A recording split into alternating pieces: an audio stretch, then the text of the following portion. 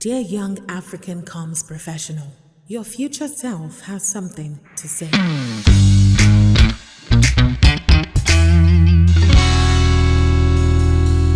Hello and welcome to today's edition of To My Younger Self. My name is Blessing Emmanuel-Macaulay. I am your host, and as always, I am excited to take you through today's conversation because, my goodness, it promises to be little. Today, I am joined by Sola Abulu. She's one of those rare voices in the communications industry, and she has so much depth. She has expertise. She has a voice that has the kind of clarity you can get only from having worked for decades. You see, before we started recording, we're having this conversation, and I said it feels like she's been working almost all of my life. And you know, for someone to have been working almost all of my life, you can imagine how much wealth of experience that person has. She is the principal consultant at Sola Abulu and Associates, which is a strategy and communications training firm based in Lagos. With over 25 years of experience, Sola has worn many hats: business leader, communication strategist, PR consultant, and trainer. She has shaped stories, advised brands, and trained professionals at every level. And through it all, she has remained deeply committed to the growth of communications profession across Africa.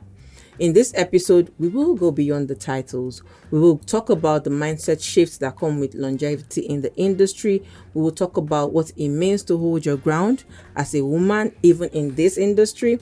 And of course, the lessons that she would tell her younger self if she got a chance to. This is one grounded, reflective, and deeply practical. See, I'm telling you too much because it's gonna be hot. Ladies and gentlemen, please welcome with me, Sola Abulu, to my younger self. You're welcome, ma'am. Thank you very much. Thank you. It's a pleasure to be here. Thank you so much for choosing to show up even in the studio. No, it's my pleasure. I wouldn't have missed this for the world. Oh, thank you. We're happy to have you here. Thank you. Okay, so you usually start with this question, and the question is, how long have you been in comms? But no, how did you get into comms? But seeing as you have been working for almost all of my life, you've been working for almost all of my life, how did you really find your way into comms? It's an interesting question. And so let me start off. So when I started off, it was PR, not comms. Yes. So let me just tell you how that happened. And you're not going to believe this.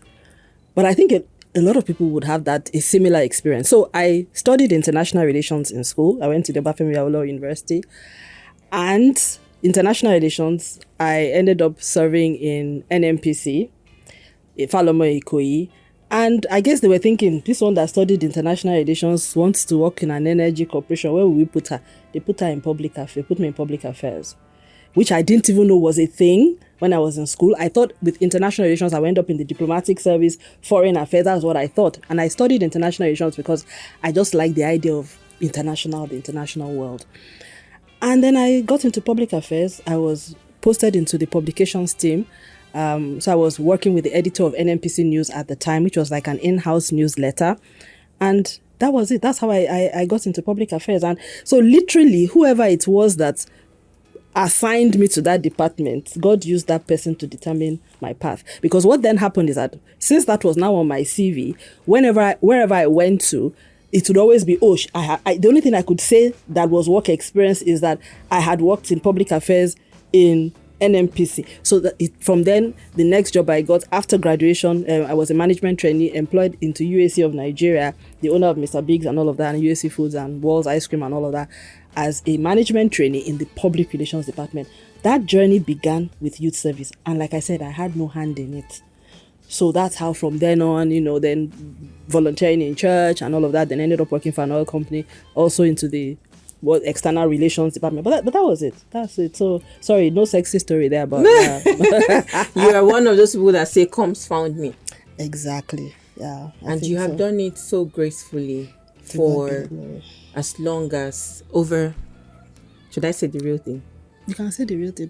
I graduated in 1990, served in 1991. So do the math. It's okay. I'm trying to count my age. Wow, like this, you have been at this for 34 years. I try not to count, but if you say it's 34, I'll take it from you. Yeah, okay. Yes, because I've calculated. I've calculated my age. I've minus the one I'll minus, and then we're at 34. Yeah. Okay. Wow. Okay, that's actually amazing.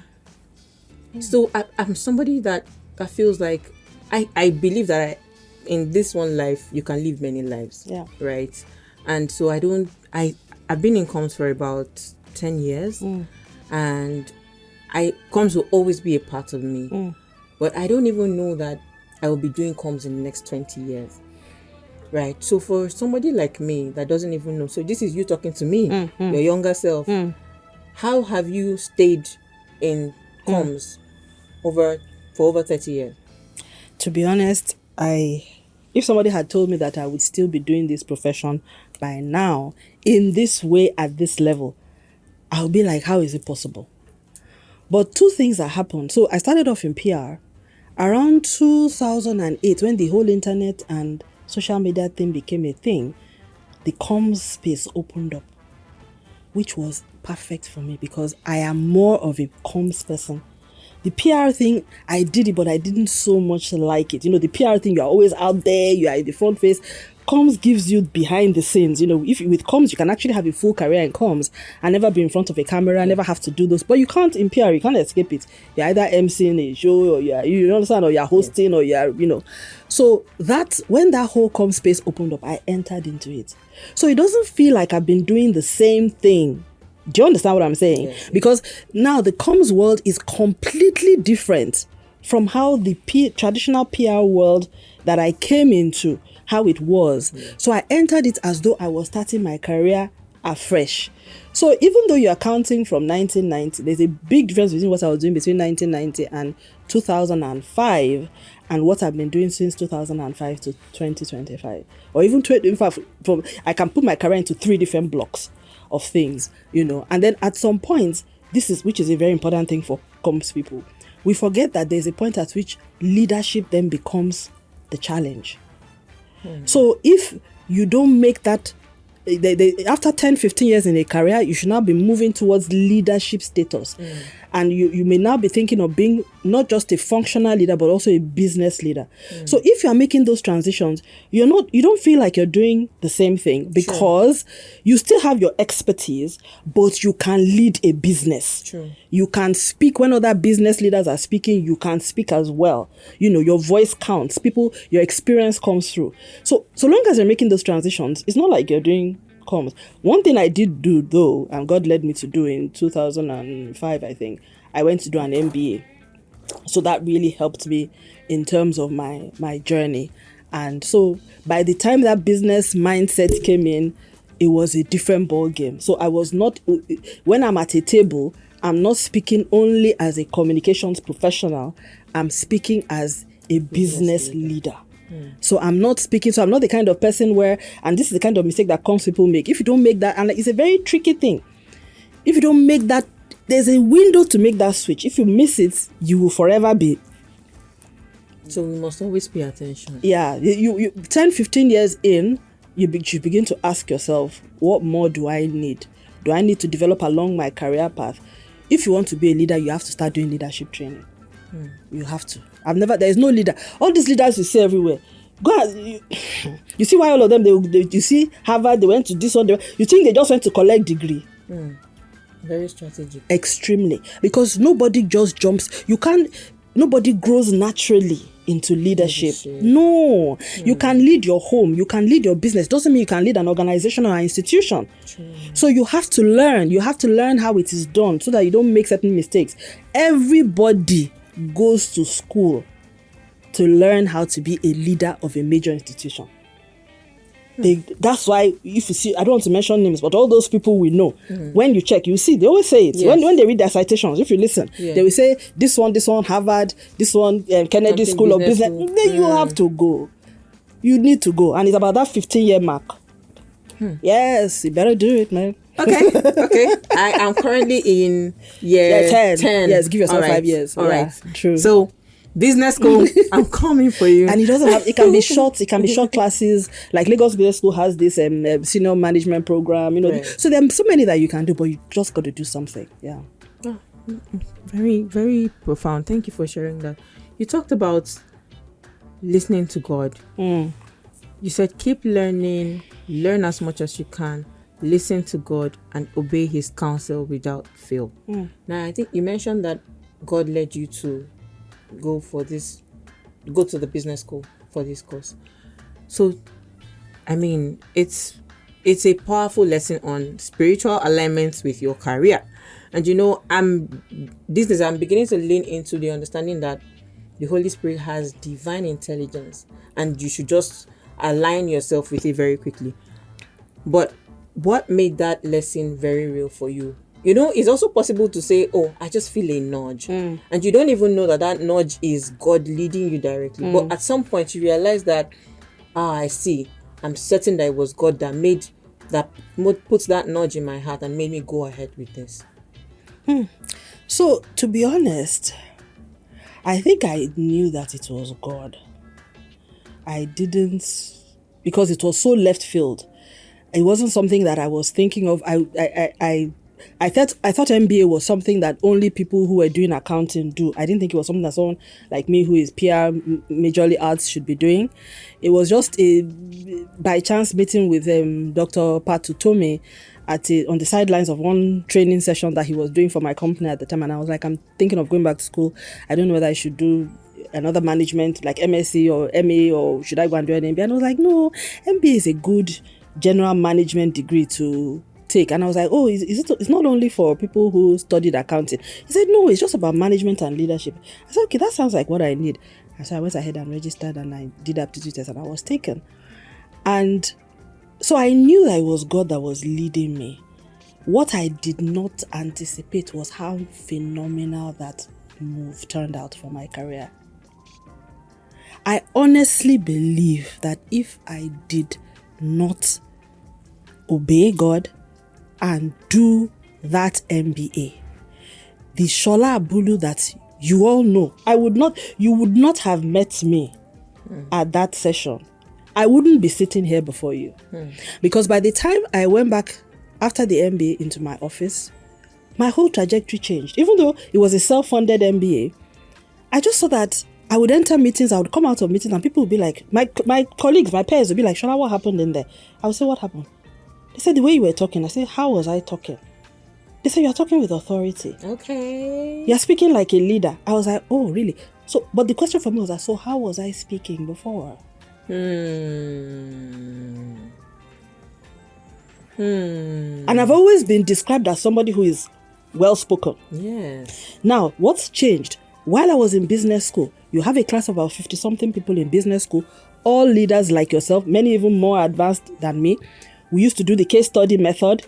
They would bring problems to class, and you have to speak up. So for 2 years, and when you speak up, you give your idea, what did this company do wrong? What did they do right? Your colleagues would challenge you. So I had gotten used to, and my colleagues, many of them, in fact, if I mention some of their names, they are big boys, you know what I mean? Big boys and girls, ladies. So by the time you are speaking to them, it's like you're already speaking to C-suite leaders, because some of them were actually C-suite leaders at the time. So that showed up in the way in which I then engaged in the office. And then before I knew it, they put me in a leadership role, which they had not seen me in that light before. I then found out that I didn't realize that I had been typecast as Sola is very intelligent, she's smart, but she cannot lead. Yes. It was later that I realized that. Wow. Yes. Okay. That hit a nerve. And it did, because I think that's something that happens to us comms people. And women too. Yeah. Women in particular, and comms people, yes. Yeah. If you're a comms woman, double jeopardy. Yes, it's more likely to happen to you. Okay, so if you're watching, if you're listening, you better know that you have to learn to be a leader, so that they do not typecast you into something that you are not. Yeah. Okay. Like Mama G, they only cast you as wicked Wicked person. stepmother. You can never be, you can't be anything.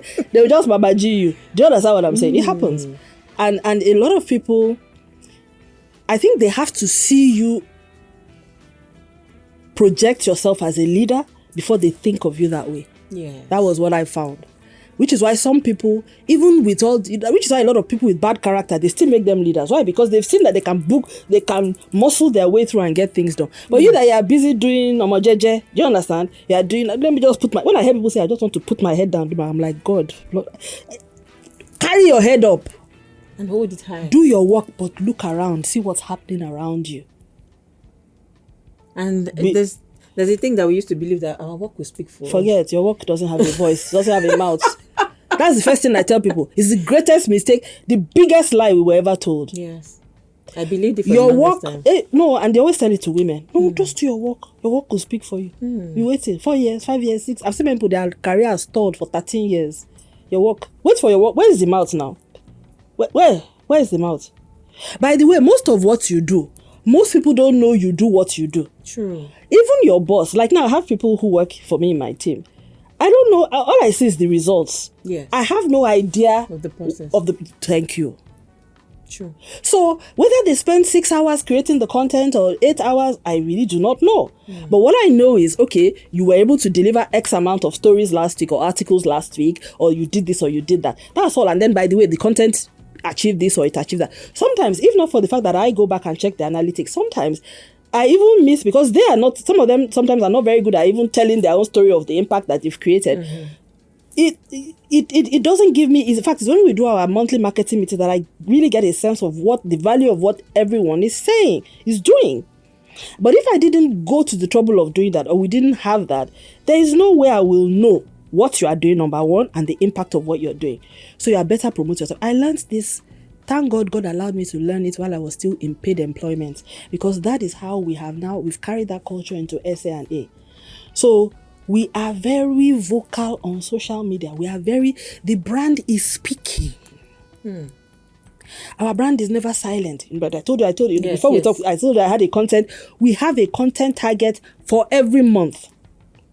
In fact, we have a topic for every month, and all our followers know it. This month, we're discussing strategic communications. Last month, it was public relations, media, and stakeholder management. The month before, it was public sector policy and political communications. We will follow that theme. So everything, you go on our Instagram, you go on our LinkedIn, website articles, we're creating content on strategic communications, YouTube. Next month, it will be brand strategy and marketing communications.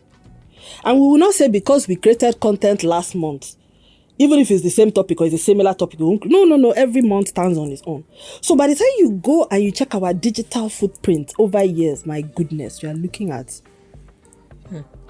The work is speaking for itself. Yes, the brand speaks. And which is why, and that has helped us a lot, because we don't have to be all over the place. The content brings people in.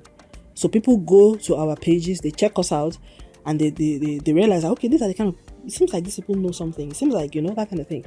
So I say to people, it's easy to say, I can say a lot about myself, just like how you read my bio or citation. I said, Sola is this, Sola is that. Nothing tells the story about who I am better than going to our learning channel. Because talk is cheap. And we see that a lot on social media. A lot of people claim to be this, claim to be that. Yes. But then look at my content. And then that gives you a sense of what I know, where I have been, and how I think, how the brand thinks. Words on marble. Even the people in the studio are everywhere is quiet. It's quiet. It's not because we are recording that it's quiet. But it's quiet because the gems are gemming and they're dropping, and it makes so much sense. Profound. See, with the aged there is wisdom. To be honest, I think one of the things I appreciate about getting older is that you have the opportunity to learn from so much has happened. It's so funny. Do you know you can almost predict things? You see things and you're like, oh Lord, this is not going to end well. And then people are looking around you and say, how do you know? You've seen it before. Do you understand? Yeah. It's like deja vu. You are constantly living. Almost nothing surprises you. which is also an advantage for me in my type of work as an advisor. So most of the time, I'm able to tell people, if you do this like this, particularly in crisis management, this is not going to, no. And you'd be like, Shola, no, I need to, like the tomato paste people. I told everybody, I said, there's no upside to this strategy. I said, they can try. They let them do all the PR. I said, there's no upside. I can't tell, literally. Why? Because we've seen it. We've been with this movie has been played before. Just a different characters, different plots, different location. We've seen this plot before. What the elders see sitting down. Even if a child climbs the tallest tree in their village, they cannot see it. Sit down with elders. That's what I'll say to you. Okay, let's talk about the moment of uncertainty. In 2005, when your employer was doing a lot of restructuring, right? What was going through your mind at that time? And I can imagine the uncertainty, like, are they coming for me? Are they coming for my job? What was going through your mind? So to be honest, at the time, I knew they were not coming for me on my job because the communications team was already so small that they were not going to touch the comms team. So we all knew that our jobs were not at risk. But I think the company I was working for was a multinational. It's that kind of company that people work for 20, 25 years. You're very well paid. They take care of you. They do everything for you. People come in. And it's like, So it was now going to a stage where for the first time, they were beginning to not allow people to retire the way they expected, which was new. And so for me, it wasn't so much about if I will be part of this batch. It was about supposing scenario planning. Let's assume 2 batches, they now say, they are cutting down the communications team or whatever. Where am I going to go? Or what will I be out there? And at that time, I don't think I really had... A lot of what I was doing was only makes sense for the company I was working for. And I think that's one thing that many of us in comms need to be mindful about, because it's very easy for us to be caught doing tasks that is only relevant for the company you're working with, which may not be marketable out there. Yeah. And as of that time, when this thing was happening, it was mostly banks, telecoms companies that were the thing then. They were looking for, so they needed people who had marketing comms experience. And I didn't have marketing comms experience because I was working for an oil company. And we're not selling jack, man. It's crude oil. We put it on the high sea. People have already paid for it even before time. So we're not selling anything to retail. So I didn't have the skills that banks and telecoms companies would be looking for. So I took it to God, and then God said I needed to go and do the MBA, which turned out to be the right thing, Even though I still spent another 10 years in the company after that, so I still stayed 10 years more, even got international assignments, But again, like I said, that whole leadership, that pivot, I got a leadership role. They just started offering me all sorts. So when you look at it, when God said, go and do the MBA, it wasn't about the MBA. It was about what the MBA was going to enable me to do and the doors that would open. I've said we spent... That MBA cost us, I think, about 6 million. About 6 million. I think at the time. I think so. I'm not sure. Let me not over maybe 2 or something. I can't remember how much it was. Maybe 2 million. I'm not sure. But it's quite a lot of money. There was the whole thing ran into about millions. But it's the best, as in it has paid itself back, like 1,000%. I won't give you the exact sum, but it's a lot. So it's really, it's I have no regrets. I can't. It was. And everything that God has ever told me to do has always been like that. I think the mistake many of us make is that, and I made that mistake, I thought that I knew it better than God. I thought that God was only interested in the things that had to do with spiritual things. I didn't know that God wants everything. And he's interested in everything. He's interested in what we're doing here, this podcast, what I'm saying. It's not just because he doesn't come into our lives just because of the things that we think of. That thinking we think that until I'm preaching the gospel, until I'm carrying Bible, until I'm, he wants my life to be an epitome of him. So even me sitting down here is like somebody reading the Bible. That's what he wants. And he wants, when he says going into all the world, he's saying go into the world of medicine, going into the world of podcasts, into the world of studio, into the world of sound, audio, backstage, production. That's what he's saying. He's not just saying go into countries. He's saying go into professions as well. Let people see what it means to be a Christian doctor, a Christian nurse, a Christian producer, a Christian singer. Do you understand? Yes. So he doesn't want all Christians clustered in one place. He wants us everywhere, every space. He wants Christians in politics. He wants you business. He wants you everywhere because he wants to show the world that, look, if you follow Jesus and you really follow him, he can make you successful in every profession. Yeah, because he actually can. He's not the one that created the world. Yes. Is anybody science? Who? Not nature, everything. Which wisdom? Artificial intelligence. I mean, when you look at it, God is the master, as in the master brain. Yes. So for me, when I tell people, like even setting up SA&A, the way we set up the firm and everything, the business model he gave us in terms of focusing on strategy and not doing tactics. Like, we don't do events, SA&A. We don't do campaigns. We only do strategy.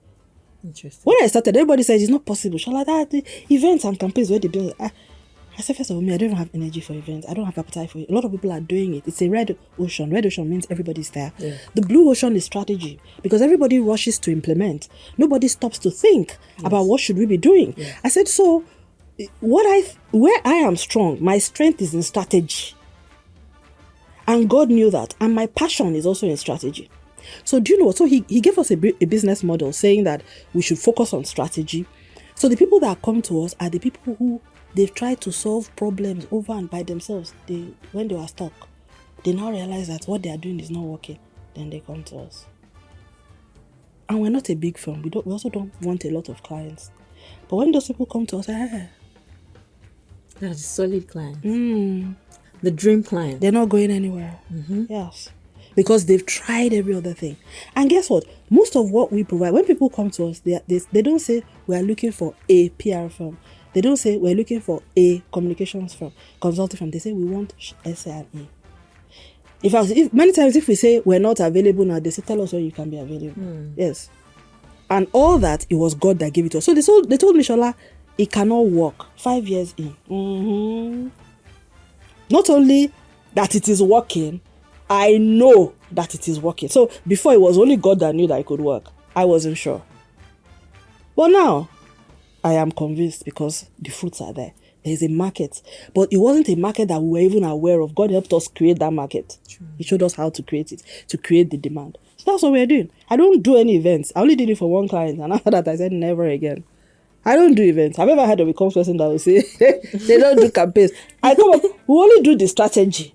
We can also give, yes, we hand it over. We will, if you did, we will help you get somebody to yes, we can do the technical criteria, help you look out for people, help you proof. What's that word? When you want to check, go through all the proposals. Yes, we can help you with all of that. Do you understand? Yes, we would help you. Then we even do transition management, hand over to the person. But we will not do it. There's no money you pay us. It's not our business model. And this is because you're drinking from the source. For real. The source, which is God. So let me now ask you, in our everyday comms life, I mean, sometimes we're just stuck trying to figure things out. And again, this may not be popular. So when you find yourself in situations like that, somebody just says, oh, have you spoken with a mentor? Have you spoken with a colleague and all of that? But I know that it's possible to just go to God and say, I'm stuck. And that's not something that is, and this is something that is available to us every single time, but it's not something that we readily use. So how can you, with all that you have shared, it just makes sense to sit down there and just lean into what God is saying. But also remember that you talked about how there were times that God even spoke and you did not obey. So to the person that's listening to this, to the younger self that did not obey when God was speaking, what would you say to her right now? You are very stupid. I didn't see that coming. You're a very stupid, foolish girl. You don't get sense at all. As in, truly. You don't get sense. You don't like yourself. Because you could have run faster. I would have run faster. Comes of Africa, the Pan-African voice of communication, media, and content, connecting today's professionals and tomorrow's leaders across the continent. I even think my trajectory would have been different, to be honest. I think God had to spend a lot of time recalibrating because I had taken, you know, when you go off route, the GPS is trying. You're not going wrong. And you know, sometimes the GPS never takes you back to that route. It's not possible because you've gone too off.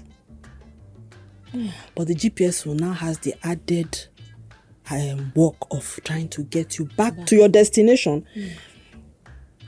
Of course, you're going to be late. It is very likely that whatever it is that you were supposed to, there are several appointments you would have missed. It's just the fact of life. But God will still make it count for you. But you yourself, you will know that, man, try and not try. Because you will see, the road will be bumpy. You'll see. After a while, you know, this. You can see that I've had a long time to think about this. You know, when you get lost, initially you don't know that you're lost. Yes. But when you know that you're lost, there's a point at where you realize, oh my God, I'm lost. I don't know where I am. Do you understand? So you don't even know how you got there, or you may know, but you now know that you're lost. So when you have disobeyed God, particularly for someone like me, so I knew. And in this case, like I said, because I knew, I couldn't even now blame God. You know, some people can blame God. I couldn't ask God why, because He told me. And I know that He told me. But just what He was saying just didn't make sense. I felt, man, sorry. It almost always never makes sense. This is not the days of Jesus. Who do you think you're talking to? Am I Abraham that I'm going to? Sorry, you think it's Abraham that we go and carry knife to kill his son? No, sorry, we don't do that here, you know. So it don't make sense for me. I ain't doing it. So I thought it was very wise and just didn't make sense to me. Like you said, everything He says, it never makes sense. So I didn't obey. But I've had a long time. So that's that. So it's for me now, and like I said, this is because I got saved when I was 17, so I've had a long time to understand, to learn and relearn God. You know, I've had different iterations. When I say I got saved at 17, don't look at it that I was a good girl throughout. I was not I told you I am like bonus, so I had some bad times, you know, here. So don't look at it. I was saved, but I also did things I shouldn't have done. So let's just get that clear. But then what it means that I've been working with God, so I've had opportunities to be wrong and to learn. Looking back now, evidence day. Everything God has told me to do, every single thing has worked out exponentially. Everything He has warned me about, every human being He has warned me about, even those that they didn't look like they looked safe, it has, as a physical manifestation, has come to confirm. And everything that I have disobeyed Him about has come to fruition to show that, oh my goodness, this was a mistake. You know, it's one thing for God to tell you made a mistake, but for you to realize it was a mistake. I came to the realization that it was a mistake disobeying God. So one thing that I learned was that God knows what's best for you, and He advises us. He doesn't advise you based on Shola. His advice is personalized. Yes. So I didn't know that. I thought He was advising me general advice. Not knowing that He was for you that I know. If you enter this thing, you will not like it. Somebody else, I may advise them differently. But you, I didn't know that. So now I know that now. His advice is personalized. It's not generic. Was there a time in your comms career that God told you to do something and you just said no? Or you tried to maneuver your way around it or out of it? And what were the repercussions? In my comms career, I don't think there was a time, I can't recall that there was a time that God told me to do something and I said no. I think the only time, I don't think so. Because, and the reason why I say this is because in the work environment that I was in, it was so complex that you have to trust God. Do you understand what I'm saying? So, office politics and all that. So I can't recall that there was a time. I think where me and him had a lot of struggle was about him. I would struggle with it, but I would still obey eventually. And he was merciful in that. I think like there was a particular assignment that came once and I didn't want to do it and I said no. And then he sent somebody to speak to me. I'm saying this now because I realized that he used her. She don't know she was used. And then she just called me and she said, Shola, I heard that they came to ask you about this job and you said no. What? Just let me know. What's the problem? Why are you saying no? And then I found out I didn't have any answer for her. So I ended up saying yes.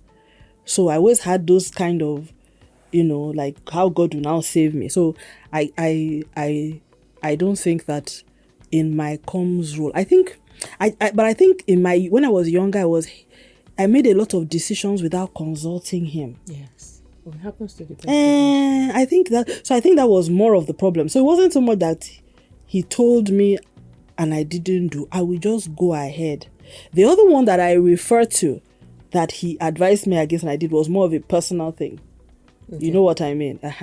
So in the office setting. So I think because that happened to me quite early, it made me more cautious with other things. So I think I tended to obey him more in the work areas because there was a lot of challenges in my work, a lot of stuff. Yes. So I always needed a sense that was higher than my own sense. So I don't recall that there was a time he told me something specifically. I would struggle with it, but I'll still end up doing it. I think where we had a bit of a struggle many times was him telling me wanting to do something, then he tells me it's not time. Like when I wanted to leave, he would tell me it wasn't time to leave, do this, do that, So, but there was always a back and forth, but eventually I would obey. Because you're like, well. Yeah, and because I had learned. Yes, I think I had learned to a very large extent by then. Yeah. So if your younger self was listening to you right now, what would you say to her? I would say, just focus on what you're doing. Don't worry too much about the future. Everything that you're doing, that you're learning is going to count in future, and that what God has in store for you is so much more than you can have planned for yourself. Just trust him and learn as much as you can because you're going to need it. And don't limit yourself to what every other person has said about you. Everything they've said to you and they've told you that you cannot do, you can. There is so much more than what you have been told that you are. I mean, this means a lot to me because I think God reset my life when I turned 50. And you needed to have known me before to understand what God has done in the last 5 years.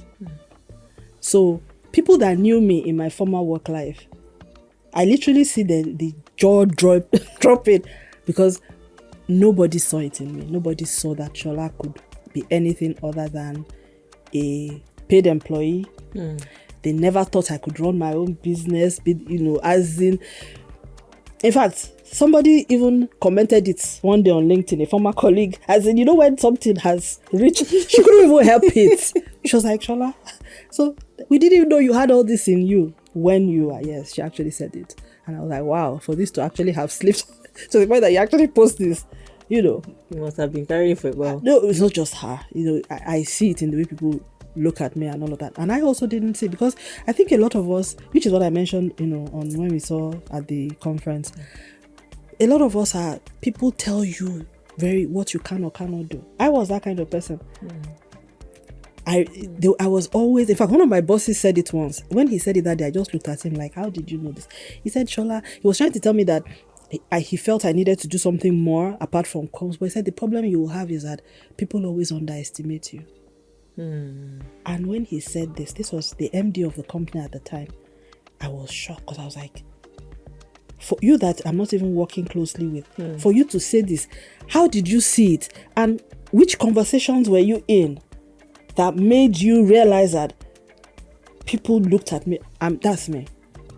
The positive side of it is that they don't see me coming. Yes. Do you understand? Yeah. But the negative side of it is that if you're not careful, you will It also means that you shouldn't talk too much about what you want and what you're doing with people, because they will likely tell you, no, you can't do that. Just like they were telling me, strategy, why are you strategy? No, you can't. Do you understand? Yeah. So but there's certain people that if they tell them that, they'll be like, well, it's you, I know, you can do whatever you want. Nobody ever they never told me that. So that would be the advice to myself, that for me, I think one of the greatest things that the Lord did for me was that I am running my own business. In a very difficult time for Nigeria, without being mentored by anybody, God telling me what to do, no blueprints. There is nobody that I can say this is the person I'm modeling after. Yes. And the business is based on the things I am passionate about, the things that I know. So I'm not having to change myself. He has taken all my experiences and turned it into value for businesses and brands.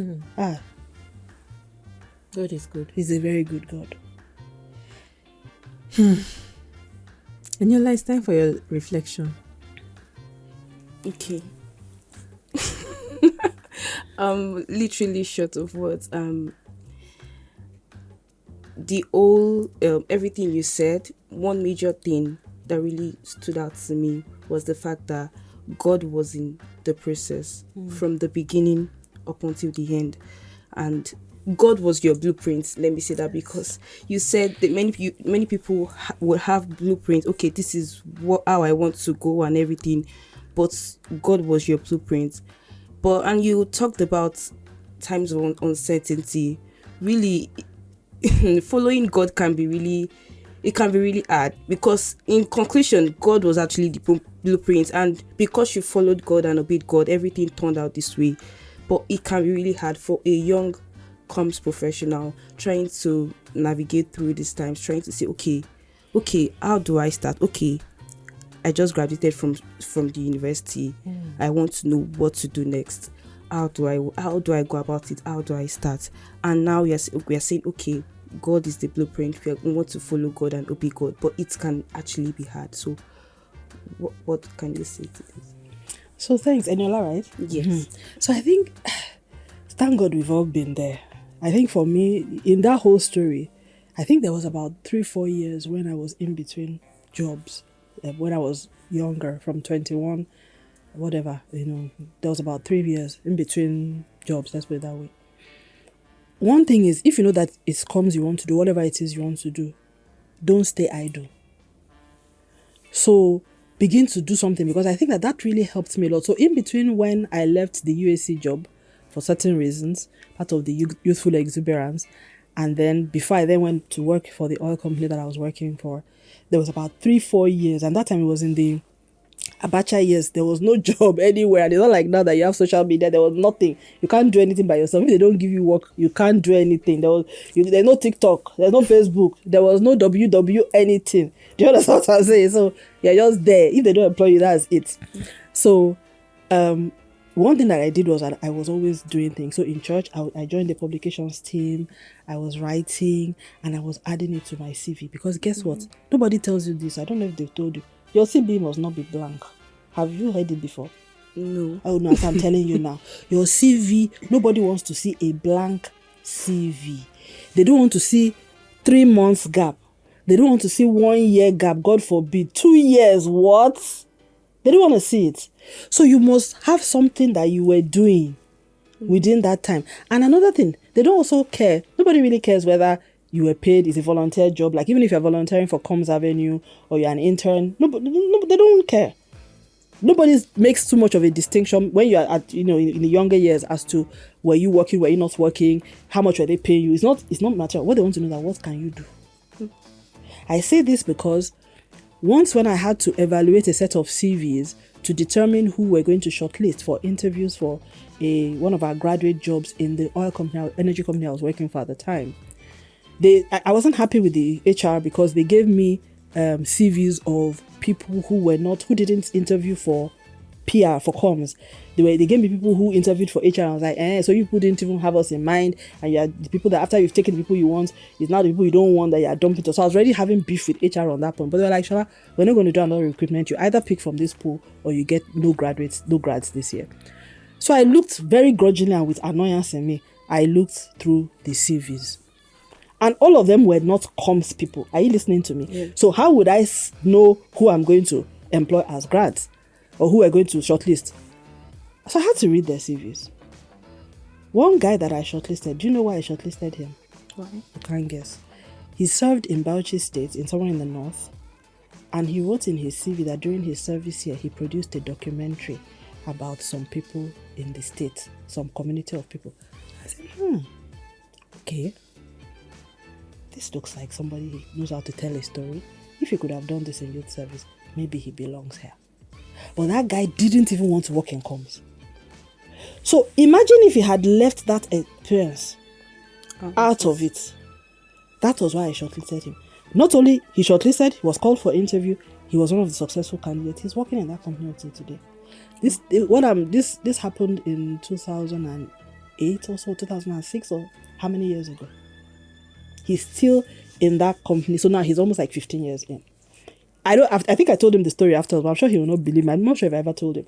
He got shortlisted because of the documentary he shot while he was on, whatever. So that's the thing. So when everything counts because you don't know. Which one? Do you understand? So for him, that action that he took during youth service, which seemed like an inconsequential action, ended up paying off for him later. So he wanted to do HR. The HR people didn't take him, but they took other people. But when the comms role came out, that's part in his CV. So I always tell people, have experiences, curate your experiences. So even whatever it is as what you're doing now, write it. Because you don't know what somebody is going to pick. So you may be looking at it that I'm not really doing much, it's not making sense. But then is the person, value is what other people ascribe to something.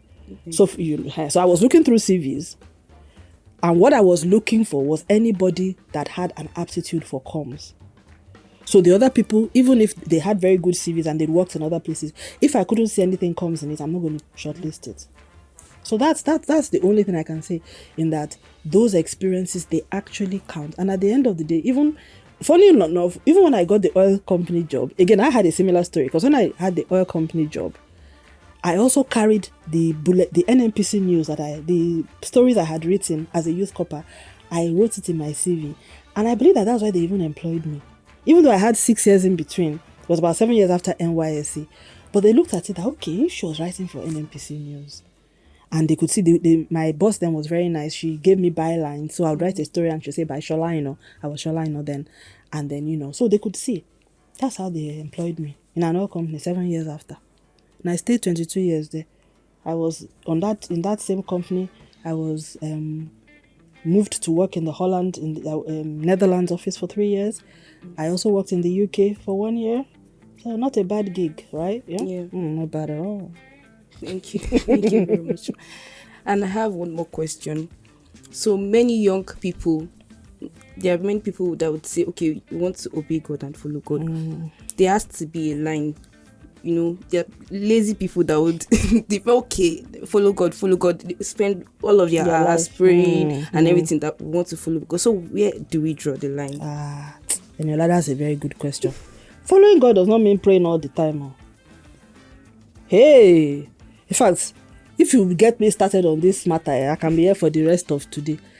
I think God has been misrepresented to us. He's a person. He's a spirit. So, he's everywhere. Do you understand what I'm saying? Yes. Like, even while being on this seat, I could actually be having a conversation with God at the same time. In fact, God expects that while you're at work, you should also be just in the same way as you have conversation in your mind about, when I get home, I need to go and warm that stew. When I get home, you tell God, God, honestly, you really need to do something about this thing. I don't think I can continue doing this. That's how you're supposed to have a relationship. Not that you leave your work and then you go and be praying all the time. There's a time for prayer, like Jesus did. He had the time for separation. But was he spending all his time praying? He was everywhere. Man had time for weddings. He attended funerals. Do you understand what I'm saying? He lived it up, man. He went to people's houses, ate and drank. He was a member of the society. Went for parable in Jerusalem. Every time there was a feast, the man attended every feast, attended to every social event. He was there, man. He went to Paris. Do you know what I'm saying? Yeah. So he had his time. If you notice, and he tended to spend in fact, the Bible records that most of the time he used to pray in the mornings. So he understands once day breaks, it's time for work. Yes. See trouble. So this nonsense that people are doing, I don't know where they are getting it from. Jesus said, my Father works, and that even up till now, I work. When I read that scripture, I'm like, Shola, look, forget about your age. Do you know what it means for Jesus to say? He said, my Father up till now. Do you know what it means for the master of the universe to still be working? Please tell me what is God looking for? Jesus told us, he said he's still working. That the Baba will born me, still a work. He said, therefore, me too, I will work. Then who am I? I'm only 55. I will work till the day I die. Because that's what he expects. So that whole thing of, because you are following God, and following God is not, and these are things that I learned, oh God, I learned it so late. Following God is actually fun. Because most of the time we think that following God is going to take away your, he's going to make you into something that you're not. It's not funny. It's not funky to be with God. God takes away the fun. Since I started following God, I think I'm enjoying myself more. Yes. Because before, I didn't even know who I was. I was trying... If I show you... I mean, like... I'm going to be very realistic and personal here, because when I look at pictures of myself, so I put on a lot of weight over the last few years, obviously, because I'm not jumping all over the place like before. And I have pictures of myself when I was much slimmer. I look at those photos till today, as in I'm like, the only thing that is good about the picture is that I'm slimmer. But other than that, I prefer this version of myself. Because I look more, sorry to say, but I like myself more. I just look more happier. I look more like, there's just something from within. And I keep looking, and that time, those photos was when I was working in the company and earning a lot of money. And I'm like, every time I see the pictures, this Microsoft thing, it shows me like your memories, photographs, and every time it shows it to me, I'm like, what was going on? Look at your skin. Okay. I'm like, do you understand? I actually think I look better now. I'm bigger, but I look better. I like myself now. And the only difference is that I am following God now. Whereas if I was doing half and half, do you understand? I'll do small his own, do small my own. Around for my 40s, it started changing. From 45, I just said to God, I said, God, I'm tired. I said, I'm tired of doing this thing by myself. Okay, so now I'm going to allow you to take the reins. And I fully understand so my advice to young people is that you can do it my way, the way I did it, or you can do it the other way. I think the doing way is to follow from when you are young. It's better. But you can also try myself if you want to do it my own way. But for me now that has passed through it, and I've seen somebody doing it from when he's younger, I will advise you, particularly if you're a woman, to do it their day doing way. My own way is not. Do you understand? If I could do things back again, I won't. But so that's that. But I am grateful to God that He's given me the opportunity to discover myself again. So to a very large extent, I think that my life, I feel like I'm born again. So if I want to count my born again life, I'm 5 years old. Yeah, because we hit a reset button from when I turned 50. Thank you very much. You don't have any more questions for me? Okay, so when you have multiple interests and talents that you don't necessarily get to use at your job, how do you choose what to focus on? Sometimes I'm not sure I'm in the right career path. Wow, that's a tough one. Well, if you think you're not in the right career path, that's a loaded question, because again, it's about, is it that career path can be, I don't think the job I'm in is where I want to be, or career path could be even the profession as a whole. Do you understand what I'm saying? So if the problem is with the profession as a whole, then you need to resolve that. You need to resolve it. So, you know, and I tell people, you don't solve problem by folding your hands. So if you know that you're in the wrong profession, then which profession would you rather be in? And then start getting some knowledge or skills in that. But if it's that you think that the path that you are following, so if I give an example, because I don't have the context of where that question came from, but if, for instance, you're somebody that you are in NGO world, because I've seen this happen to people before, where they are working in NGOs, comms, and then they have a desire to work in corporate. I tell them, I say, hey, better get out of that NGO fast, though, because if by the time you spend 10 years doing NGO work, no corporate person is going to hire you. It's going to be very hard. So you have to then, and it's not easy because you cannot employ yourself. So you have to really think about, how do I make that transition? In fact, I would, depending on how serious you are about it, I would even say it's even better for you to stop the NGO work if you can, and find something else that you are doing that may be bridging towards that, you know, rather than, because once you stay there for too long, it's now difficult for you to change.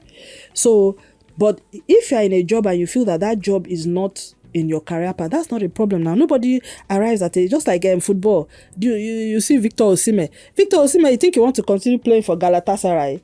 He wanted to go into the European Premier League. English, British EPL Premier League, and they didn't want him. So, but you have to, it's about choices and priorities at the end of the day. Although I know he did like Galatasaray, but everybody wanted that, okay, let him cross into the English Premier League. It wasn't possible.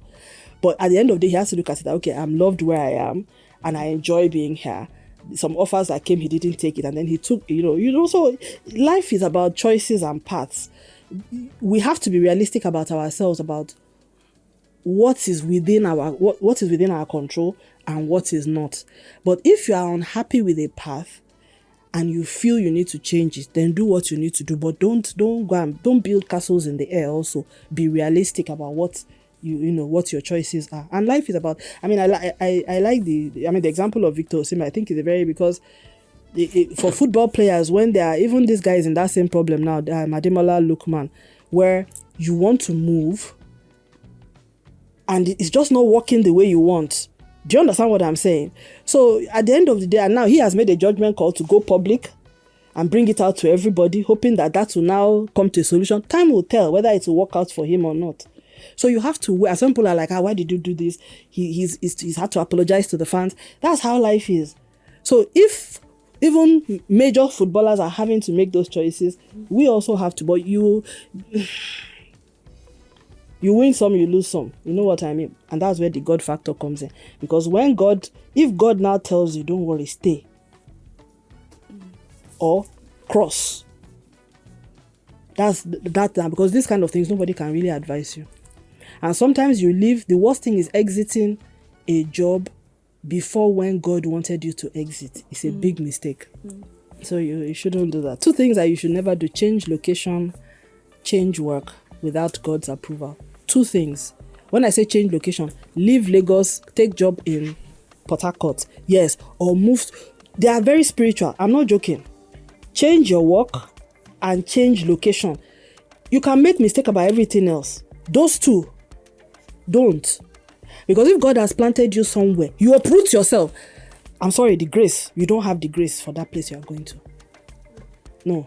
At that point, what you will now be asking God for is mercy. Which is different. Welcome to church. For real. Okay, we will now take your letter to your younger self. Letter to my younger self. I wrote this on the 20th of June 2025. Shola, dear Shola, continue to put your head down, work hard and learn. Everything you learn now will be useful for you in the future.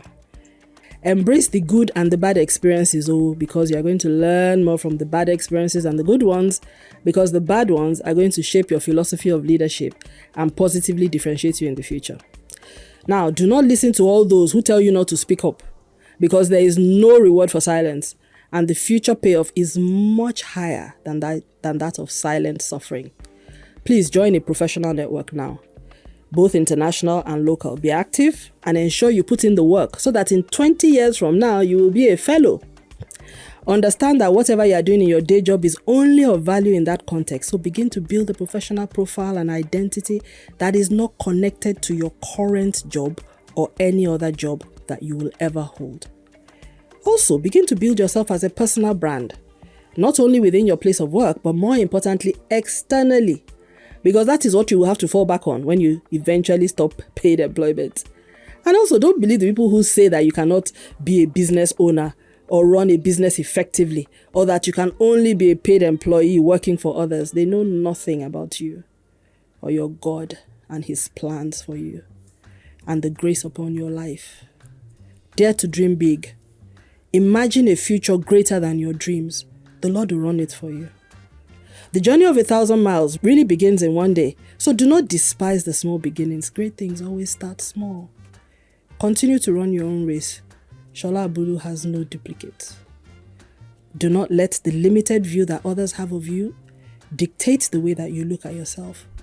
Most people have no idea what God has placed in you or his plan or purpose for your life. The worst thing you can do for yourself, Sola, is to frame your view of yourself and your future within the boundaries of their words and the beliefs about you. Be very careful, Sola, are you listening to me? About the people you have around you, the people you trust, those that you confide in and you allow to speak into your life. Not everyone who pretends to be a friend is truly one. Allow God to guide you in terms of every aspect of your life, including your friendships and close relationships. Finally, trust in the Lord with all your heart and do not lean onto your own understanding. In all your ways, acknowledge him and he will direct your paths. God knows what he's doing. I know you do not believe it right now, but he does. As a matter of urgency, you must trust him with the big and the small things in your life. He always has your best interests at heart. Do not mute his voice or ignore his counsel. You will live to regret it if you do. Yours sincerely, older self, Sola Abulu. That was deep. It took me a lot to write it. It's taking me a lot to snap out of it. Because that was a lot. Thank you for sharing that with us. Thank you so much. I feel like I need to have that letter framed and put on the wall in my house so that every morning I wake up and I go and read it. And then I just receive the energy to start the day. Thank you so much. Thank you. Thanks for having me. As we wrap up, we've had such a rich conversation today with Sola Abulu. And it is one that reminds us that beyond skills and strategy, our journey is shaped by obedience, by growth, and vision. If there's one thing I hope you take away, it's this. Keep learning, but don't stop at your craft. And also, bring God into it. Work with God all the way. Understand business, understand leadership, and most importantly, listen for God's counsel, because he sees the big picture when we only see the pixels. Whether you're early in your comms career or you're standing at a crossroad, Sola's journey is a powerful reminder that reinvention is possible. And we're never too seasoned to be taught something new by God. Now, I'd love to hear from you. What stood out to you from this episode? What lesson or what mindset shift are you taking away with you? If you're listening on Spotify, leave us a comment or a rating. It helps more young African pros discover these conversations. If you're watching on YouTube, hit the subscribe button, like the episode, and drop your biggest aha moments in the comments. And don't forget, you can be a part of the show by sending us a voice note or a short reflection on how an episode shifted your thinking. We just might feature you in an upcoming one. Until next time, keep growing, keep listening, and keep becoming. Bye. To My Younger Self is brought to you by PR Fusions Africa in collaboration with Comms Mentorship Circle.